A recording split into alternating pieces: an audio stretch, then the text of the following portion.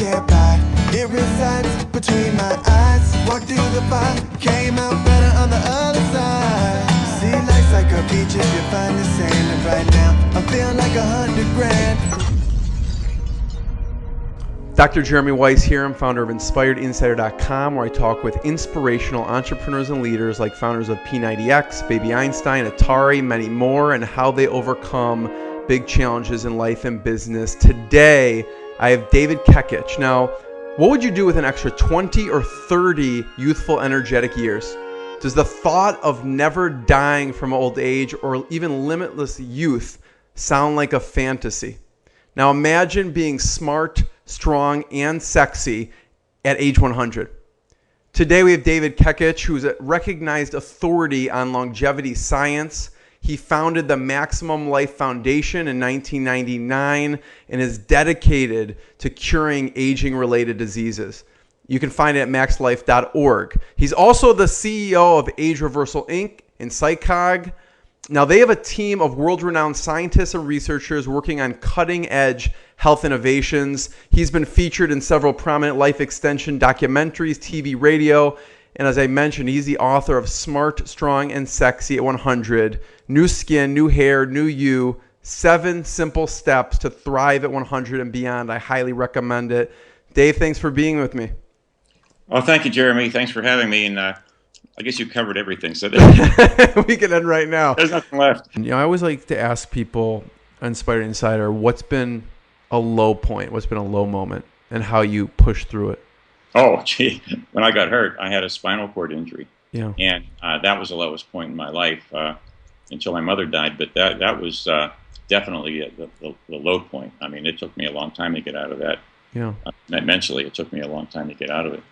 I mean, I was shocked when I listened to your book and you said that, because it's almost, said in a normal tone, like kind of not nonchalant, but just said kind of a matter of fact what happened. And I had to kind of go back and listen to it again to make sure I heard it correctly, because it just sounded just like a freak thing. Oh, it was weird. Yeah, I was lifting and in the gym, and I'd been doing that for years and years and years before that. And I just had a sharp pain at the base of my neck, and I had to stop lifting, and I went in and played some ping pong and came back. I just thought I pulled something. And one thing led to another. I worked out for a while, and then pain came back. It was crazy. I went over, and the only position I can get in that would relieve the pain would be a fetal position. So I laid down on this padded table that people would do exercises on. And I started doing crunches because I could do those. And I never dreamed that something was going wrong, but I had a hematoma, a slow bleed. Something popped. And it was just a weakness or something, some weird, crazy freak accident. Yeah. And it was a slow bleed, and there was pressure building up on my spinal. It was inside my spinal canal. Right. So the blood was slowly pushing on my spinal cord. And I went to the hospital, and they admitted me. Of course, I was screaming like an animal, and they couldn't diagnose it. Wow. So the diagnosis finally was paralysis about a day later. Jeez. And then they rushed me in and did what they call a laminectomy. They opened me up, removed a few of the spinuses, and drained relieve the pressure. Yeah, it was too late. I mean, what testing did they have in those days? Did they have? CAT scans were rare. They didn't have one there. They didn't have MRIs. They did what do they call it? They injected some dye. When I finally went paralyzed, they injected dye into my cerebral spinal fluid, and they were looking at it on a screen, or actually on like an X-ray, and you could see the white dye going up to the point of injury, and then it wouldn't go any further. Wow. So it was being blocked. So they knew there was a blockage there, and that's when they went in. Wow, that is. Yeah, a little bit too little, a little too late. I can't even believe that when I heard it. Was this like a slow process that it happened, or was it almost like you went from? Except for the pain, I could move around freely and felt, I had feeling everything. Well, I do now in my arms, but I had feeling in my chest and my legs and everything. But then all of a sudden, I started getting this tingling feeling. and then I couldn't move my legs or anything. So Wow. my hands either. My hands were. It was a high injury, but the swelling kept my hands from functioning very well. But they told me that I'd get my hand function back. I have 80% of it probably. So I mean, it feels normal to me. It doesn't like. Yeah, my wife, they won't allow her to have an epidural for the pregnancy because she's got like a blood clotting disorder, and they were worried if they did the epidural that would happen. Actually, it wouldn't clot and it would rush in, and so they wouldn't give her the epidural because of that. Mm-hmm. So I mean, how do you get through something like that? I mean, that's got to be one of the toughest things. Oh, you suffer. I mean, at first I couldn't believe it, and I just didn't think. I just thought it was temporary. I just didn't know anything about spinal cord injuries. And you see all the people on television movies going through these parallel bars, and they're walking and they're recovering from a war wound or something. And that's what I envisioned. I said, "Oh, geez, I'm going to have to go through all this rehab and gradually get back again. It's going to take a lot of work." But I was ready for that. But then when they finally told me, it didn't tell me right away. They finally told me that was it. It was permanent. Mm-hmm. And so I was, obviously, I mean, I was a runner, a distance runner, and I lifted all the time. And was a very physical guy. And it all ended. So when that ended, I thought my life ended. It really did. And looking back, I mean, that part of it ended, but other parts grew. So, and this too shall pass. Yeah. Because I'm not doing this to depress you, but I'm just thinking, someone who's listening to this who may be going through something like that, or a family member going through something like that, something in your mindset that allowed you to get to a better place, I guess. Well, I'm here. If anybody wants to talk to me, I'd be happy to. If anybody has that issue, just email Jeremy and have him put me in touch with him. And I've done that over the years, talked to a lot of people. Yeah. It's tough to get through. I mean, no matter what you say, you can help, but I mean, people have to get through it. I had to get through it. I kind of shut myself off and just worked it out on my own. Yeah. Yeah. Again, I was a little stubborn. I wouldn't listen, but that helps probably. That stubbornness helps in some way. They kicked me out of rehab. I might be the only person they ever kicked out of rehab. Why'd they kick you out? I was incalcitrant, I guess. I mean, I just kept insisting that there would be a cure someday. Yeah. And because they kept telling me, well, first of all, they took all my hope away, which I never forgave them for. And I don't forgive the medical community for that. I hope they're doing better now. But they kept telling me there's no way I'll ever have any functional use of my legs. I said, okay, I hear you. I said, but let's say in the future. Right. Let's say with all research and no, never. As long as you live, you'll never have it. Oh. I said, well, wait a minute. I said, how about if they do this, this, and this? Generally, because I didn't know anything about physiology at that time. But how about as we learn more and whatever? I'm just going on and on. Yeah. No, and they would strip all and I never forgave them for that because it really put me in a state of depression, and I wasn't very cooperative with them. What they were trying to do was just to get me focused on being able to take care of myself, on being as independent as I could be, and being able to function. But the way they did it, they stripped me of all hope. And without hope, I mean, there's nothing. I don't care. Whatever you are, if you're any human at all, and you have no hope, you might as well forget it. I mean, life, even if you struggle through it, even if you live through it, you're just existing. Yeah. There's nothing to look forward to. So I just wasn't very cooperative. And they, after I got out, I had a serious blood disease, or not a disease, a blood infection. And I was in another hospital in UCLA, and it was UCLA is a teaching hospital.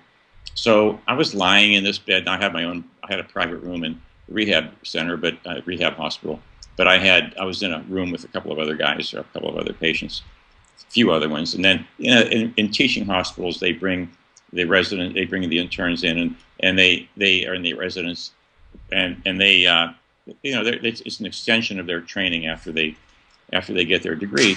And they have here comes this woman, doctor, and she would bring her students behind her, and she was walking up to each bed, and then she'd look at the chart, and she said that she'd read it to them, and then this and that. So she comes up to me, This is whatever 35-year-old, whatever, paraplegic, injured from spinal cord injury. Right now he's got this and this and this. I mean, not even looking at me. Hmm. And I said, wait a minute. And I said, I wouldn't call her doctor. I should have, whatever her first name was, Sarah or something like that. Sarah, wait a minute. And I said, and I didn't feel like I was stepping out of bounds at all. I said, I don't think I'm any different than most people in here, but probably a different than a lot of them in the respect that what I have, they tell me it's permanent. And I said, you're looking at me like a lab experiment. Right. And just a short time ago, I was running, and I was on the beach, and I was swimming and body surfing and doing all these cool things. And in one day, almost in a blink of an eye, this is what you see. Right. And I said, I have emotions. I'm depressed. I think my life came to an end. Yeah. And you come in here, don't say hello. You don't treat me like a human being. Yeah. And I said, if you would just teach your students one thing, have some compassion, treat people like a human, not like a lab rat, and maybe just go up and say, hi, I'm so and so. How are you doing? Right. When I talk to my student, But she was teaching these people to be crass and to be just totally, cold and objective, and you're dealing with human emotions in hospitals. Yeah. Everywhere you go, you're dealing with human emotions. But in hospitals, they're typically, about as low as they can go. So that was the kind of attitude that I saw in hospitals. Good for you, though. Yeah, thanks. I thought you were going to say then she broke down and cried and said, you're right, or something. No, I was hoping, I only cried once. Not you, her. I'm saying she should have. Oh, she should have. No. Yeah. No, she just looked at me. Nothing. No, she didn't show any remorse. Wow. Nothing. Wow. And I was just hoping that I reached at least one of those. Yeah, that's what I thought you were going to say. Like, it changed. Wow. Yeah. That's crazy. I know. So, on the flip side, Dave, thank you for sharing that. It's, you're just welcome. Yeah, really tough stuff. And I thought about that in a long time, but it's just the attitude. I think when people have medical training, they should probably screen them before they screen them for aptitude, and they screen them for all this and all that. But I think they should screen them for EQ. Bedside manner. Yeah. EQ. If they don't have a high EQ, go into something else. Be a researcher or something. Go work at a bench with a microscope. Yeah.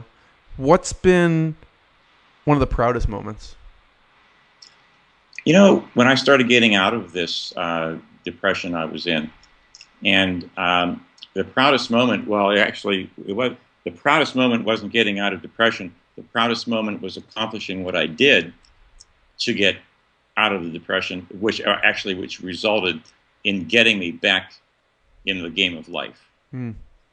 And that was literally life. Yeah.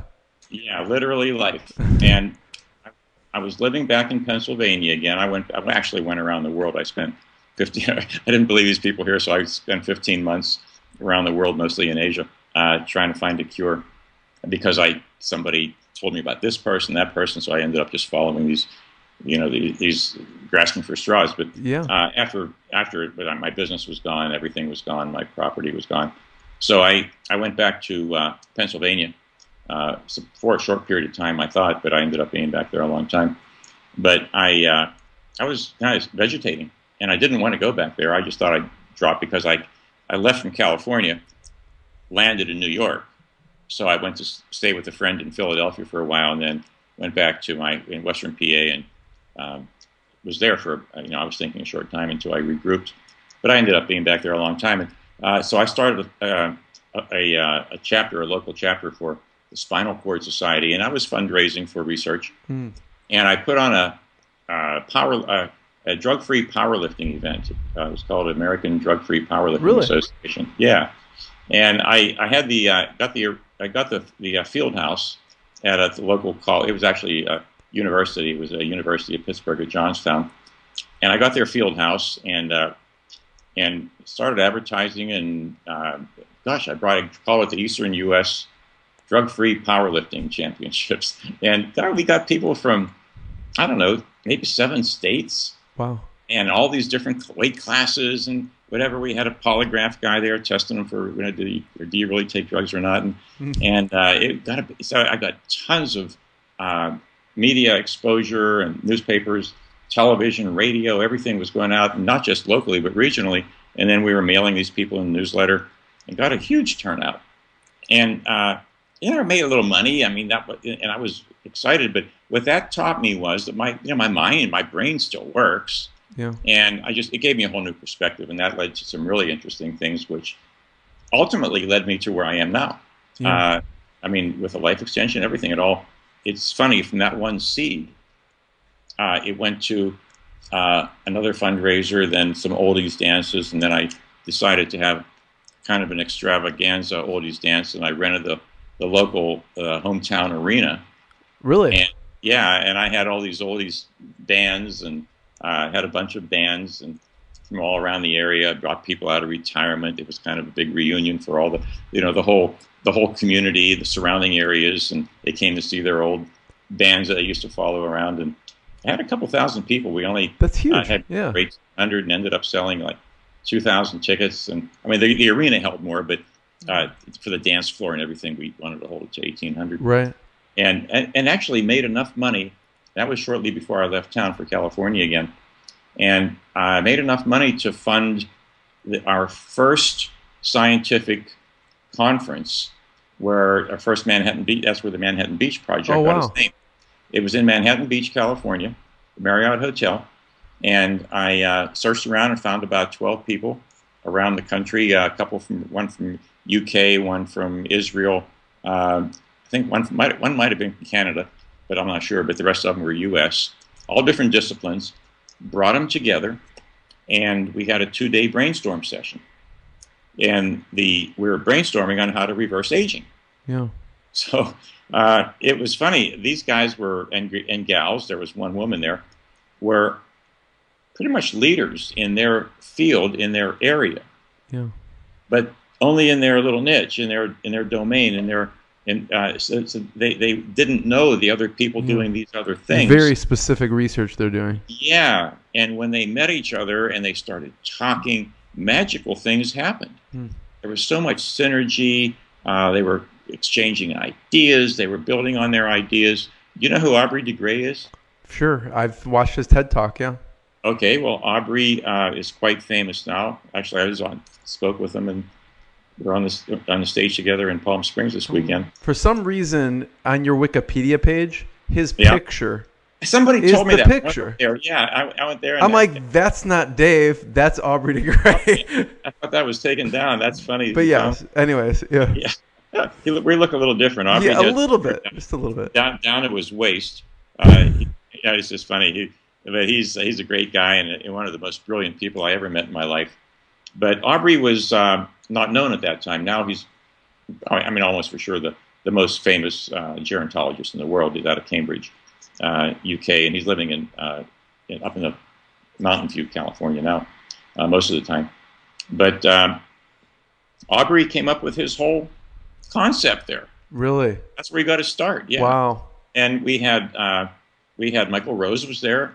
He met a guy from Affmetrics, the gene chip people, and he never heard of gene chips before. And he said that shaved, I think he said 3 years or so off his research. Wow. And it shaved about 40% off the cost. That's and amazing. Other stories like that. So yeah. we ended up coming up with a scientific roadmap to reversing aging. Okay, that led into, we call it the Manhattan Beach Project. I got up, I said, look, we need Sounds official. Sounds good. Yeah, I said, well, we need a Manhattan Project for aging. And we were in Manhattan Beach, and a guy named George Roth, he was an NIH researcher working on caloric restriction mimetics. They're trying to build a supplement that would do the same thing. There's some good research in your book, by the way, that people have to look at in the rats, but yeah. So he put his hand up. He said, let's call it the Manhattan Beach Project. And so that name stuck, and it was a pretty cool name.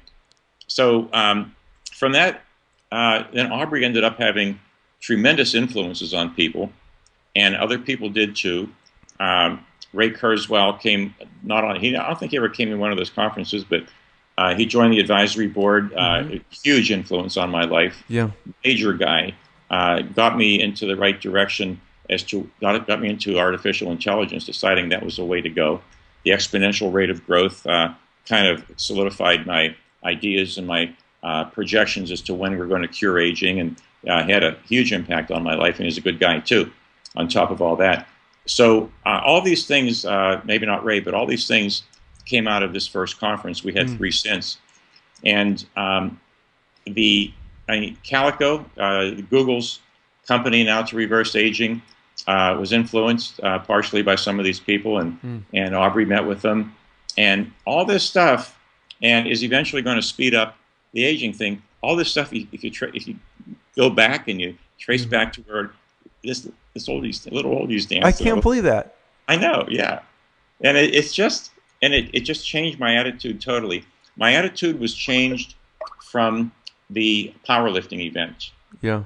And then I got more aggressive. I got more involved in doing fundraisers, and it was a total turnaround, transformation in attitude.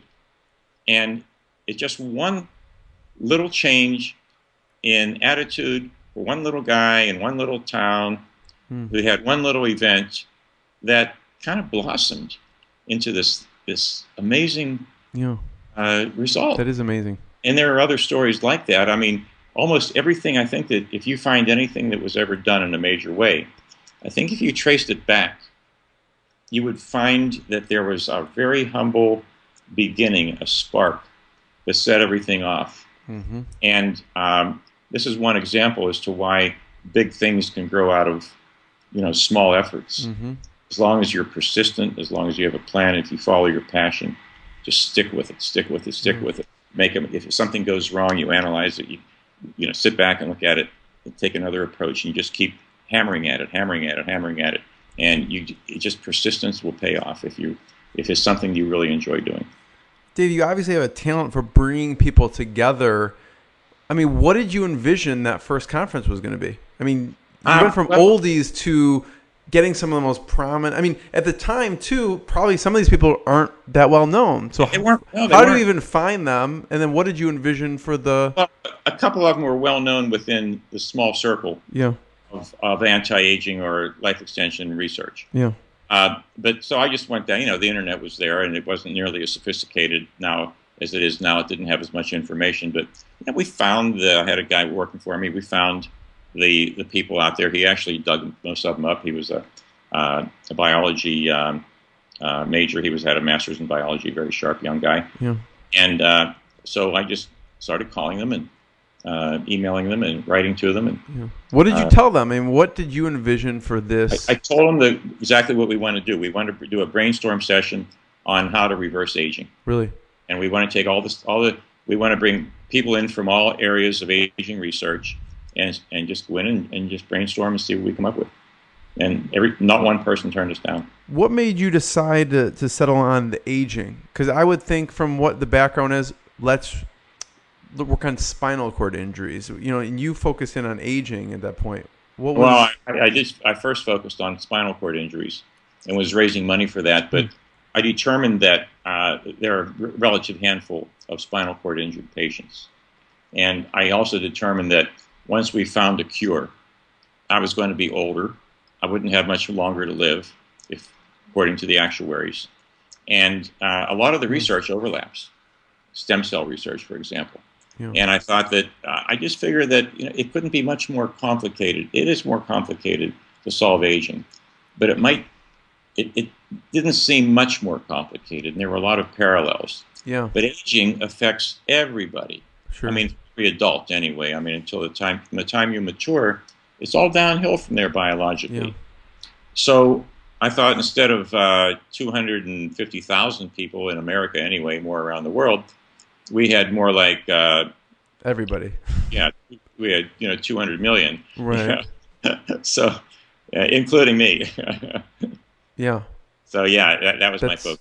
But also watching my parents age and my aunts and uncles. I mean, it got to be very, it was very awful to live through and to witness. Yeah. And to be helpless, not be able to do anything about it. Yeah. And so that was the early stage seed of kind of what the Maximum Life Foundation is now. What have been some of the milestones of the Maximum Life Foundation? Well, the big milestone was the scientific roadmap. Mm-hmm. Another milestone was raising enough money to launch Age Reversal Inc. And that came out of our last conference in 2009. You saw that, the Manhattan Beach Project. Yeah. On the line, manhattanbeachproject.com. Those things are all still valid, even though it's several years old. All the videos are up there with presentations. Yeah. Those basic technologies are all the same, right? They're all the same ones, except we didn't cover gene therapy, but we did cover genome engineering. And so we've just sophisticated, or the researchers have, they've advanced pretty far in what they're doing and have gone way beyond where we were then. Last couple of years have been incredible. We've seen a rapid increase in that. So it just feels good to have a part in that, to have it extended to Psychog Systems, BioViva Sciences, and in turning it into some reality now, human trials, things like that. Yeah. It's just the progress. It's just the journey. Yeah. I mean, Dave, you say kind of in passing, we raise money, and that's a huge thing. And you were 11 years in private equity. Well, it wasn't that long. It wasn't? Okay.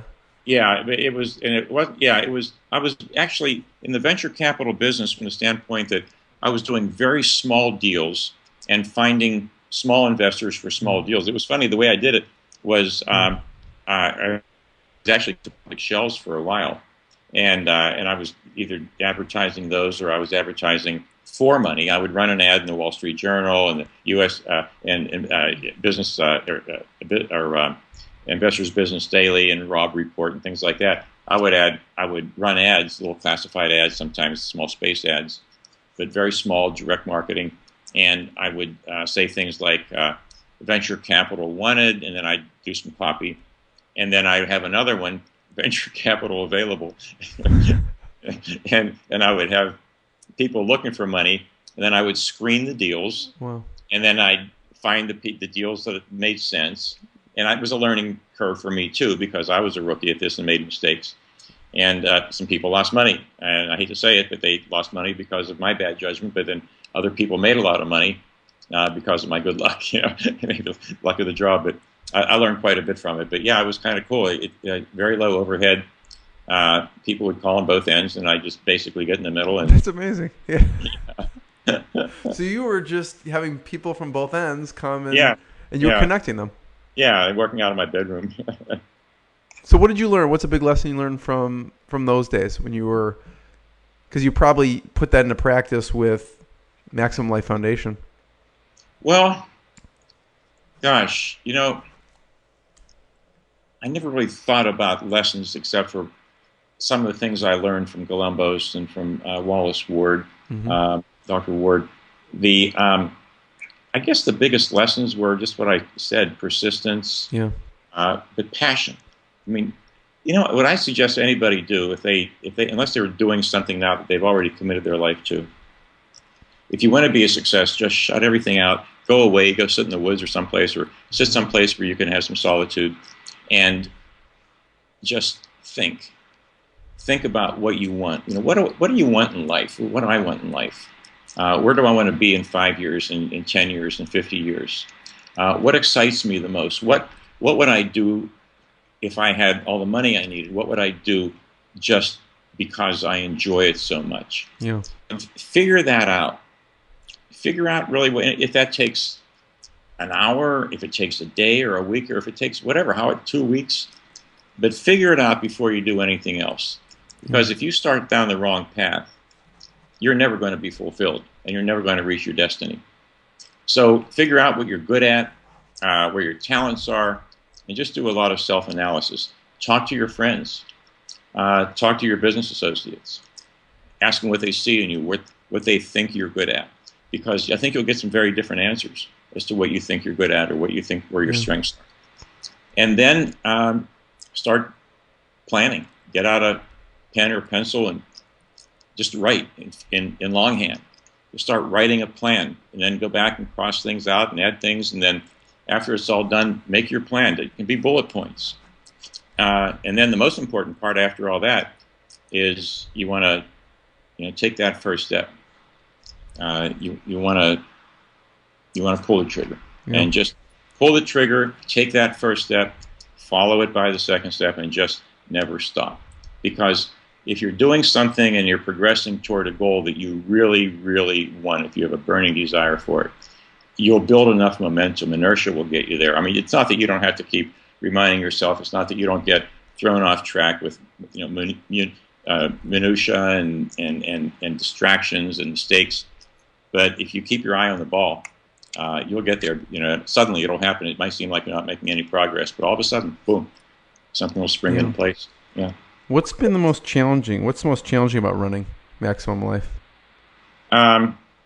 Probably not having the facilities, because I made some big mistakes with money and poured a bunch of millions actually over time into different things. I prematurely into the wrong things, betting on the wrong people, and I actually learned a lesson after picking two wrong partners. I didn't learn that the first one was the wrong one. How bad the first one was until after I'd already gotten the second one.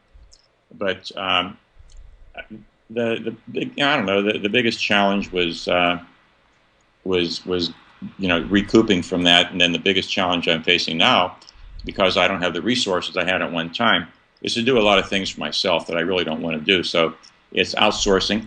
I'm not a good outsourcer. I know I'm one of these guys that knows that I hate doing this and hate doing that. But what I would almost hate doing more is bringing somebody in, recruiting them, training them, finding out there if I made a mishire, which I've done. I hope I learned how to hire better. Then you have to start the whole process over. And meanwhile, the day-to-day operations suffer. Right. But I know that's a cop-out. That's what I should do. And right. The same reason you need to do it is why you don't want to do it. Yeah. Yeah. No, but time. I'm actually in the process of doing something like that. But the hardest part about it is the minutia and the operational stuff. I'm not an operations guy. I'm more of an idea, kind of creative imagination. guy. Idea. Yeah. What other mentors are important to mention? I know we mentioned Dr. Glombos. Dr. Ward. Dr. Ward was a chemist. Unfortunately, he was not with us anymore. He was very much into life extension, philosophy. He was an idea man, author, amazing author, and publisher. And I'm running out. I'm running out of battery. I think you're gonna lose me here in a minute. Jeremy, are you there? Yeah, I'm here. Okay. You're going to lose me. My battery's running out. I just got the warning. But he was a major mentor. I've had probably 100 of them. And the reason I say that is virtually every good book that I ever read that has anything to do with attitude, with personal development, with business. I try to read the best ones. And when I do find a really good one, that person, the author, becomes a mentor. Yeah. So I credit a lot of people with contributing to my credo, for example. Yeah. Dave, this has been fantastic. I really greatly appreciate your time and knowledge and everything you're doing. Where should we send people? Where should they check out? Well, maxlife.org, maxlife.org is my main page. From there, you'll find a link on the upper left corner of the home page. You'll find a link to PsyCog Systems and also to BioViva. Yeah. Those, if you're interested in what's going to make all this happen, the technologies, those are two of the key technologies. Yeah. And so it'll take you to those sites. If you want to find the Manhattan Beach Project, that's manhattanbeachproject.com. Yeah. And those are pretty much it. Yeah. Yeah, a lot of information on there. Thank you. You read all this stuff. Exactly. It's worth it. It's worthwhile. Maybe you did. I don't know if you saw PsyCog or Bio. I did. I saw Age Reversal. I didn't see PsyCog, actually. Yeah, they're now. They haven't been up too long. Yeah. I'll have to check it out. Okay. But thank you. It's been an absolute pleasure. I really appreciate it. Yeah, thanks, Jeremy. Really wonderful finally meeting you and talking with you. I heard about you and good things, all good things. Thank you. And maybe we can. Where are you located? I'm in Chicago. Actually, I was reading that your mom's originally from Chicago.